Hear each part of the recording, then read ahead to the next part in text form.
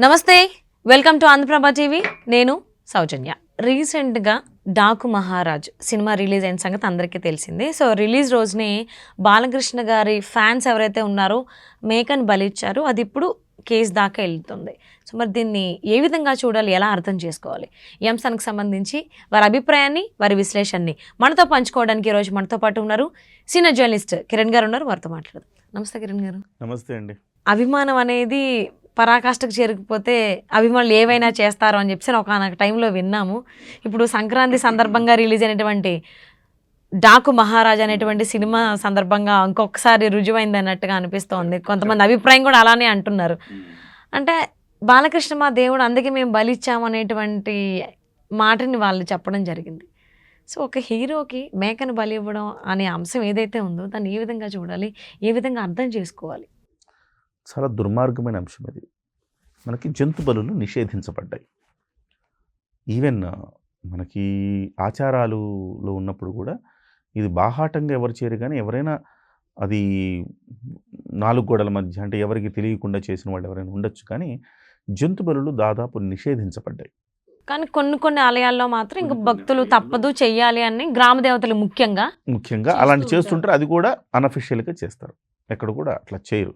So ఇప్పుడు మనకు జల్లికట్టు ఉంది, జల్లికట్టు నిషేధించబడింది, అయినా కానీ జల్లికట్టు జరుగుతూనే ఉంటుంది, ఎందుకంటే అది వాళ్ళ సంప్రదాయం అంటారు. అలాగే కోడి పందాలు ఉన్నాయి, అది నిషేధించబడింది, కానీ కోడి పందాలు కూడా జరుగుతూనే ఉంటాయి, మనం ఆపలేము. అది సంస్కృతి సంప్రదాయాలు. ఆ సమయమే కదా జల్లికట్టు సంవత్సరానికి ఒకసారి జరుగుతుంది, కోళ్ళ పందాలు సంవత్సరానికి ఒకసారి జరుగుతాయి. అది ఆచారం కాబట్టి, వాళ్ళ సంప్రదాయం కాబట్టి సరే మనం ఎక్స్క్యూజ్ చేసినా అది కూడా అఫీషియల్గా ఏముండదు, అన్అఫీషియల్గా వాళ్ళు చేసుకుంటారు. వీళ్ళు చూసి చూడనట్టు ప్రభుత్వాలు వ్యవహరిస్తుంటాయి. ఇది ప్రజల మనోభావాలు దెబ్బతీయొద్దు అన్న ఉద్దేశంతో. కానీ హీరో కటౌట్ ముందు బలి ఇవ్వడం ఏదైనా ఆచారమా? బుద్ధి జ్ఞానం ఉండేవాడెవడనే చేసే పనేనది. 5 పేర్లు బయటకు వస్తే 5 లోపలేసారు. మళ్ళీ అదేదో పెద్ద ఘనకార్యం చేస్తున్నట్టు దాన్ని వీడియో తీయడం, దాన్నంతా పబ్లిక్ పెట్టడము, ఇలాంటి చెత్త పనులు చేసే వాళ్ళని లోపలేసి కుమ్మి వదలాలి. రెండో వాడు ఇలాంటి పని చేయకుండా సరైన శిక్షలు విధించాలి. ఒక హీరో అభిమానులు అంటే ఎట్లుండాలండి? హీరోకి వన్నీ తెచ్చేలా ఉండాలి, అంతే తప్ప హీరోని బుక్ చేసేలా ఉండద్దుగా.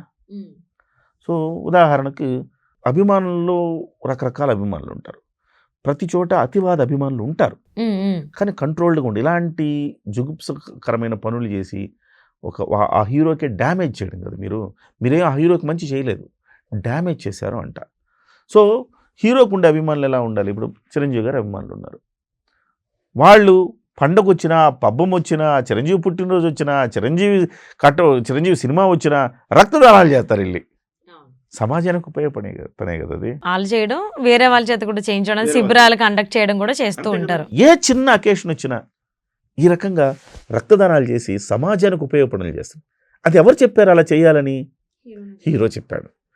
మీరు నా కోసం కటౌట్లు కట్టడం, నా కోసం డబ్బులు ఖర్చు పెట్టడం కాదు, ఈ అకేషన్ సందర్భంగా రక్తదానం చేయండి, 10 మంది ప్రాణాలు కాపాడండి అని చెప్పాడు ఆయన. సో హీరో మార్గదర్శకంగా నిలబడ్డాడు అంటా నేను. వేరాజ్ బాలకృష్ణ గారి విషయంలో బాలకృష్ణ గారు మారాల్సిన అవసరం ఉంది. అమ్మాయి కనిపిస్తే కన్నైనా కొట్టాలా, కడుపైనా చేయాలా దగ్గర నుంచి చూస్తే అన్ని వివాదాస్పదమైన కామెంట్లు. ఇప్పుడు తాజాగా వచ్చిన డాకు మహారాజులో దబిడి అంటే హీరోయిన్ బాధేస్తున్నాడు. ఏం మెసేజ్ ఇస్తున్నాము? మీ వయసు ఎంత, మీరు చేసే పని? నేను ఏ హీరోయిన్ అంట, ఏ హీరో అయినా 60 ఏళ్ళు దాటిన తర్వాత ఒక మంచి సినిమాలు చేయాల్సిన స్థితిలో మీరు ఈ రకంగా ఇలాంటి అంటే ఇజ్జత్తు పోయేలాంటి సినిమాలు తీయద్దు. మీరు మీ వాళ్ళకి ఇలాంటి దబిడి అంటే వాళ్ళు కూడా దబిడి అని ఇప్పుడు ఒక బలిచ్చారు. సో మీరు మీ అభిమానులకి ఏం చెప్పాలి? సమాజంలో ఒక మంచి చైతన్యపరిచే కార్యక్రమాలు చేయండిరా, ఇలా చేయకూడదురా. యథా రాజా తథా ప్రజ అంటారు. నేనంటాను యథా హీరో తథా అభిమానులు అంట. సో ఇవాళ బాలకృష్ణ గారికి ఆయన కూడా ఇవాళ కొంత మార్పు చెందాల్సిన అవసరం ఇవాళ వచ్చింది అని చెప్తున్నా. ఆల్రెడీ 2 సార్లు ఎమ్మెల్యేగా చేశాడు ఆయన, ప్రస్తుతం కూడా ఎమ్మెల్యేగా ఉన్నాడు ఆయన, 3వ ఎమ్మెల్యే ఆయన. ప్రజాప్రతినిధిగా ఆయనకి మంచి సక్సెస్ఫుల్ రికార్డు ఉంది. రెండవది అన్స్టాపబుల్ అనే ఒక ప్రోగ్రాం ఆయన జీవితాన్ని మార్చిందని చెప్పాలి. ఒక సెకండ్ ఇన్నింగ్స్ ఇచ్చింది, ఆయన పరిపూర్ణంగా ఆయన వ్యక్తిత్వాన్ని మార్చింది. అన్స్టాపబుల్ బాలకృష్ణ అనగానే వాడిని కొడతాడు, వీడిని కొడతాడు, వాడిని తిడతాడు, వీడిని తిడతాడు, బాలకృష్ణ మా బ్లడ్ అంటాడు, మా బ్రీడ్ అంటాడు. ఇవన్నీ కొంచెం బాలకృష్ణ పట్ల ఒక నెగటివిటీ ఎక్కువ ఉంటుంది.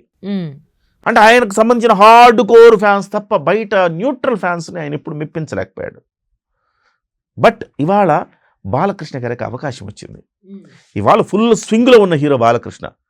ఈ తెలుగు ఇండస్ట్రీకి నలుగురు పిల్లర్స్గా అనుకుంటే చిరంజీవి గారు, బాలకృష్ణ గారు, నాగార్జున గారు, వెంకటేష్ గారు అనుకుంటే ఈ నలుగురిలో ఇవాళ స్వింగ్లో ఉన్నది, చిరంజీవిని మించిన స్వింగ్లో ఉన్నది బాలకృష్ణ గారే. సో చిరంజీవి గారి కన్నా ఫ్లాపులు ఉంటున్నాయి, సరిగ్గా సినిమాలు ముందుకు వెళ్ళట్లా.